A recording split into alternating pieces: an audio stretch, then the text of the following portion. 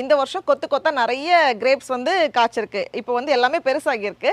ஃபுல்லாக பழுக்கிறதுக்கு முன்னாடியே நானும் அலான்றாவும் அப்பப்போ போய் பறித்து சாப்பிடுவோம். இன்றைக்கி வந்து பெருசாக பழுத்ததை மட்டும் பறிக்கலாம் அப்படின்னு இருக்கேன். போய் பறிப்போம். நிறைய பேர் வந்து டக் அப்டேட் கேட்டிருந்தீங்க. டக்கெல்லாம் நல்லா வளர்ந்தாச்சு. அப்படியே போயிட்டுருக்குது எல்லாமே. இது வந்து பர்பிள் கிரேப்ஸ். இதில் இருக்கிறது எல்லாத்துலேயும் வந்து கொஞ்சம் அலான்ட்ரா பறிச்சா, கொஞ்சம் பறவைகள் பறிச்சது, கொஞ்சம் அணில் எடுத்தது.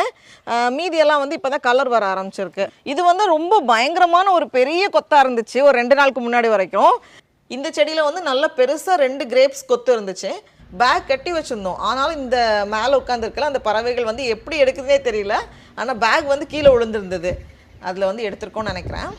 இது பழுத்த கிரேப்ஸ் தான்டா. இது க்ரீன் கிரேப்ஸ்.